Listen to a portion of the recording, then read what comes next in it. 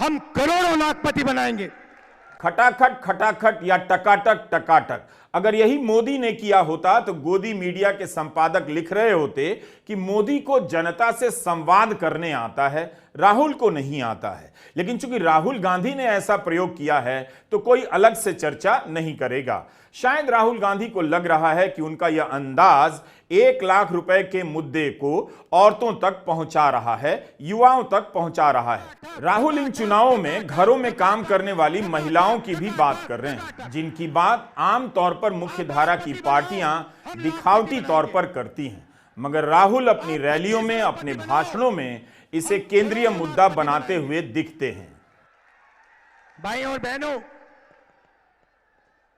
सीधी सी बात है और महिलाएं ये बात अच्छी तरह समझेंगी।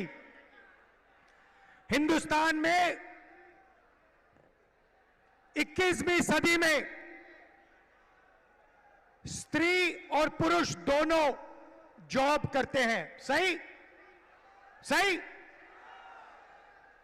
मनरेगा महिलाएं भी करती हैं, पुरुष भी करते हैं। सही। तो जब आप जॉब करते हो, 8-10 घंटे की जॉब करते हो, स्त्री को भी पैसा मिलता है, पुरुष को भी पैसा मिलता है। सही। ठीक है। मगर हर महिला, इस देश की हर महिला 8 घंटे घर के बाहर जॉब करती है और फिर 8 घंटे घर में जॉब करती है, खाना भोजन बनाती है, बच्चों की देखभाल करती है, भविष्य की, हिंदुस्तान की के भविष्य की रक्षा करती है। मगर 8 घंटे के लिए आपको पैसा मिलता है, मगर जो घर में आप काम करती हैं उसके लिए आज तक आपको किसी सरकार ने पैसा नहीं दिया। यह बात शायद पुरुषों को अच्छी ना लगे, मगर यह हिंदुस्तान की सच्चाई है। देखिए, महिलाएं सब मुस्कुरा रही हैं, ये समझ गई बात। चुनाव शुरू होने से पहले कई विश्लेषण तो इसी पर थे कि महिला मतदाताओं का इस चुनाव में बड़ा रोल रहेगा, उस पर प्रधानमंत्री मोदी का ही प्रभाव है। अमरावती रैली में राहुल गांधी के भाषण को सुनते वक्त यही लगा कि राहुल लगातार महिलाओं से सीधा संवाद कर रहे हैं। यही बात हमने प्रियंका गांधी की रैली में भी देखी। वे महिलाओं से बिल्कुल घरेलू स्तर पर जाकर बात करती हैं। हो सकता है कि राहुल और प्रियंका की यह रणनीति हो कि महिलाओं से ठीक से, आराम से और विस्तार से संवाद करना है। कि ये लोग महिलाओं का संघर्ष नहीं समझ सकते।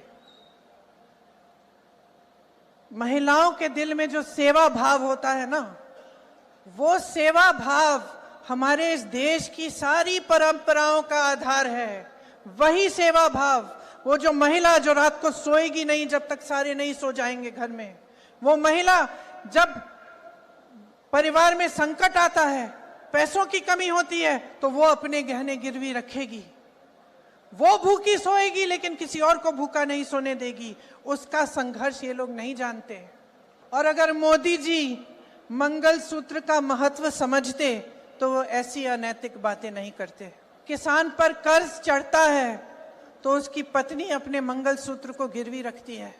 बच्चों की शादी होती है या दवाई की जरूरत होती है तो महिलाएं अपने गहने गिरवी रखती हैं। ये बात ये लोग नहीं समझते। और इसका प्रमाण ये है कि जब नोटबंदी हुई और महिलाओं की बचत इन्होंने ली, इन्होंने कहा कि बैंकों में पहुंचाओ, तब मोदी जी कहां थे? तब मोदी जी क्या कह रहे थे? ले रहे थे आपसे। राहुल गांधी की रैली के इस वीडियो को सुनते हुए लगा कि प्रियंका गांधी और मल्लिकार्जुन खड़गे भी मैनिफेस्टो पर काफी बोलते हैं, लेकिन बीजेपी की रैली को देखिए, प्रधानमंत्री मोदी को सुनिए, तो लगता है कि बड़ा हिस्सा मतदाताओं को मुसलमानों के नाम पर भरमाने में चला जाता है। मोदी अपने घोषणा पत्र की बात विस्तार से करते हैं या नहीं, आप उनका वीडियो जरूर देखिए। हम एक बार उनके वीडियो का भी विश्लेषण करेंगे, वैसे पहले कर चुके हैं। जिस तरह से राहुल गांधी